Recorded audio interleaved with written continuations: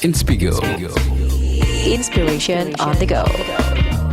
Kalau bicara bisnis tahun ini, banyak orang membayangkan tren terbesarnya itu ada di teknologi baru, produk yang unik, atau strategi pemasaran yang viral.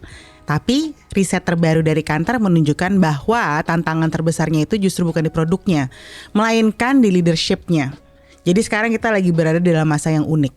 Yang pertama, konsumen premium minded rela untuk membayar lebih untuk kualitas dan juga brand yang punya tujuan jelas. Dan lalu yang tipe kedua adalah konsumen yang lebih berhati-hati, yang mereka fokusnya itu ke kebutuhan utama dan mencari value yang terbaik.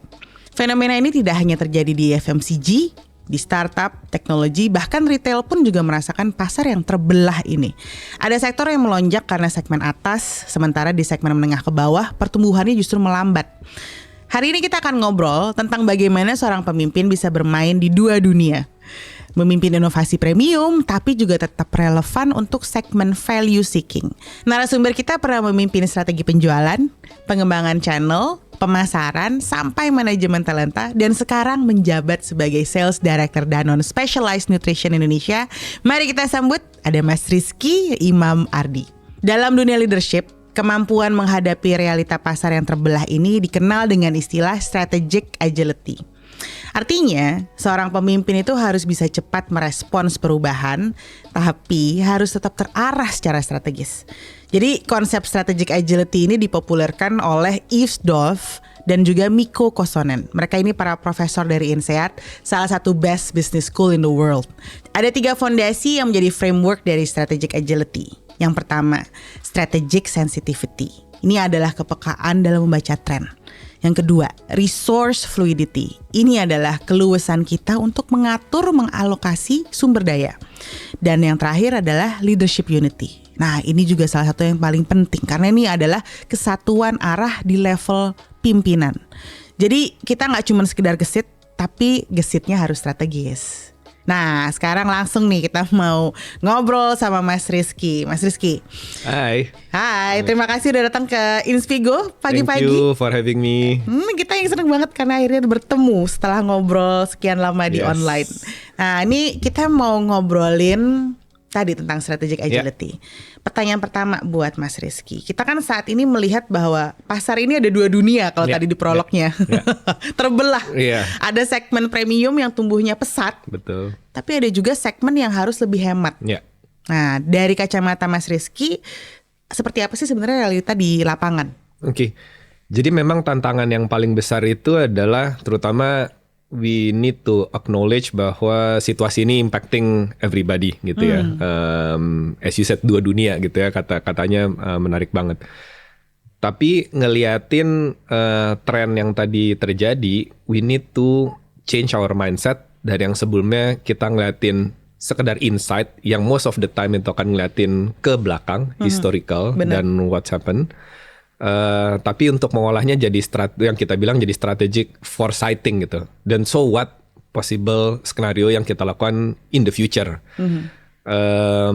Yang jadi trikinya adalah kemampuan untuk active listening gitu ke konsumen, ke partner bisnis kita, mungkin di kasusnya FMCG retailer. Bahkan sekarang juga stakeholder gitu, regulators, government yang juga mungkin mereka trying to adjust. Jadi lebih penting gitu.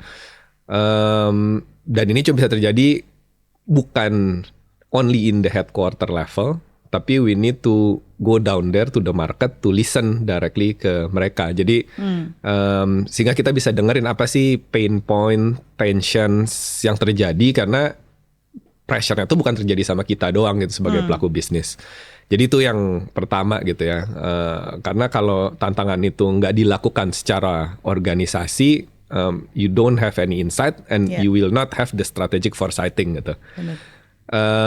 Yang kedua, like you said, the two worlds. Let's be honest bahwa market ini akan menjadi polarized dan to be honest ini yang menjadi salah satunya sensitif di Indonesia yang barusan terjadi dan sebenarnya terjadi di banyak belahan dunia lainnya. Sehingga menuntut kita juga mempunyai 2 capability yang quite significant like you said. skill setnya beda, kemudian juga capability yang di-build di organisasi juga berbeda. What I'm trying to say, yang pertama itu adalah premium-minded customer yang kita bahas sebelumnya. Mereka sama seperti value seeker segment.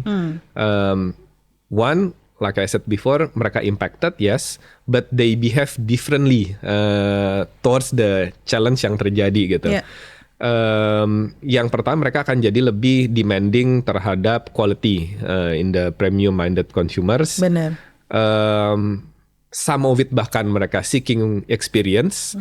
In certain level bahkan mereka mencari convenience, right? So, yang akan menjadi jawabannya sebagai pelaku bisnis adalah gimana sih kita menggerakkan the organization untuk creating an innovative product, yet untuk ngejawab semua itu, which is most of the time it requires time, capability, expertise untuk ngedevelopnya, inovatif in a way, dan gabungin antara not only product sama services. Jadi it's a business modeling yang ya mungkin saya bilang lebih complicated lah gitu, to give all of that in one go, right? Because they demand everything. In the same time, ini juga ada opportunity di mana value seeker itu akan mencari, for me it's the keyword is simplicity, right? Simplicity meaning ngasih satu produk yang dengan benefit yang bisa menjawab basic needs-nya mereka. Oke. Yet it's a competitive because then they are impacting in terms of cash outlay and everything, right? So jadi untuk bisa melakukan competitive in pricing, the business model have to be super simple sehingga kita bisa eliminate any value yang unnecessary kita kasihin ke konsumen gitu. Our processes, our mungkin communication model. Sometimes we are living in the past. Oh, this is what we did in the past. Jadi kita mesti ngelakuin lagi gitu. Padahal all of those things actually increasing maybe pricing value ke konsumen yang sebenarnya mereka nggak cari juga gitu. Oke. Jadi we need a bold move untuk bisa transforming itu semua gitu. Yeah. Dan saya ngeliat ini sebagai opportunity karena most of the time di masa-masa susah, the easiest one, okay, let's cut the price and then give everything, you know, in the price war scenario, which is in the long term itu akan cuma jadi dilutive, betul, nggak akan sustain. So how to play in both worlds with also having both capabilities in the same time.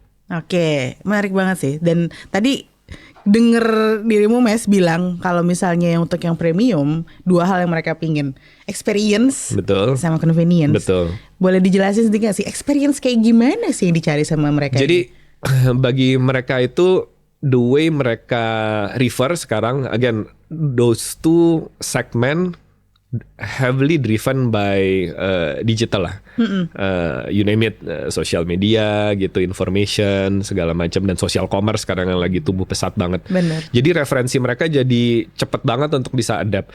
Nah, all the experience itu mereka sangat aspire to improve their life quality, sehingga mereka bisa membandingkan antara kita dengan negara lain, seberapa, for example, health consciousnya Indonesia dan juga negara lain, dan mereka mulai mengadopsi barang-barang mungkin yang mungkin masuk sebagai referensi dari negara lain. Jadi mereka mau produk-produk yang digunakan itu giving the best benefit buat mereka atau mungkin buat keluarga mereka atau buat anak mereka gitu. Oke. Kedua, mereka itu cenderung kan lebih mobile ya, apapun itu, misalnya locally atau mungkin bahkan juga traveling gitu contohnya. Jadi convenience ini atau on the go itu rising quite fast gitu. Hampir di semua kategori di FMCG juga sekarang on the go practicality itu yang mereka cari, karena satuannya adalah waktu gitu. Benar. They don't want to lose a time. Ya. to research, to prepare the product and everything, sehingga convenience ini akan menjadi sangat penting sekali gitu. Menarik banget ya. Kalau misalnya yang premium tadi experience sama quality gitu kan ya. Terus deh gitu kalau misalnya yang lebih berhemat ini, kita sebenarnya untuk men-touch semua kebutuhan basic needs-nya juga Betul. sudah cukup gitu kan Betul. ya. Tapi kalau misalnya untuk dua dunia yang sangat-sangat berbeda ini, kalau kita melihat peluangnya sebenarnya untuk di tahun ini atau mungkin tahun depan, baik itu di FMCG atau mungkin industri lain dengan behavior consumer yang sekarang Betul. udah terpolarisasi ini, peluangnya apa Mas kira-kira? Sebenarnya saya ada dua hal. Pertama itu it really depends on the each of the company where to focus, each of the portfolio that we have gitu, whether we have the right to win, biasanya kita menyebutnya, and the capability to win as well. Sustainably, I think we need both sides. But let's be honest, not every company have the luxury to have those portfolio and to cater to. Exactly. Jadi itu konteks yang paling pertamanya. Some part of it is very strong in a economical mass mainstream segment dengan bisnis model yang lean, simple, yet scale, because I think in Indonesia it's all about scale to be competitive gitu. So if we have those capability, then this also will becoming a potential market tanpa becoming a very grim gitu terhadap situasi sekarang, tapi indeed kebutuhannya ada gitu, dan konsumennya juga menantikan gitu, how a product solution can help them in a day to day life gitu. Dan ini kita we discuss right in di beberapa temuan atau studi bahwa the pressure in the middle class segment for example and everything. So statistically ini akan terjadi di short until midterm gitu. So the opportunity is there. But again, the tricky one is whether you have the simple and scalable business model to conquer the market apa enggak gitu. Karena kalau kita mau main tapi kita masih agak sedikit kompleks, we don't have the scale and everything, then it's going to be hard to be competitive gitu sama orang-orang yang punya scale di dalamnya. So that one point, right? In the same time, the premium minded ini juga kita ngelihat ada impactnya gitu terhadap purchase power, tapi they are willing to trade off things. Some part of it mungkin ya bahkan stabil gitu ya, nggak impact terlalu banyak gitu. Nah, yang jadi tantangan menariknya adalah whether you can transform your product, your brand into an aspirational brand atau produk itu sendiri gitu. Karena saya lihat juga pemainnya sekarang juga jadi banyak gitu. Banyak players yang bukan cuma lokal atau multinational, some part of it bahkan homegrown bahkan, which is I think it's good as well. Our small medium enterprise itu di beberapa kategori itu juga rising up. Jadi brand-brand yang punya aspirasi gitu buat konsumennya. Nah, ini sentuhannya jadi agak beda. It's not all about the scale per se, but then how to create a reason to believe gitu.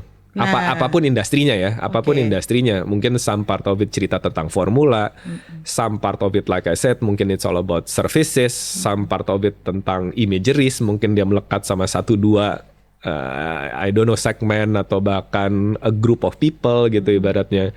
Tapi ini juga kita lihat akan tetap stabil, cenderung naik gitu. Nah, tapi bisnis modelnya it's a different business model compared to the value seeker one.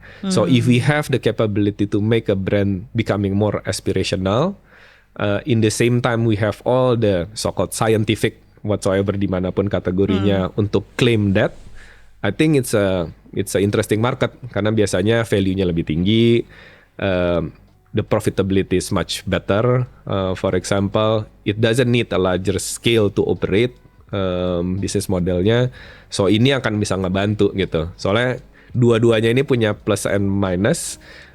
Having both is a luxury, but having one as well is not too bad menurut saya. Karena each of it actually akan tetap punya market dan growth opportunities-nya.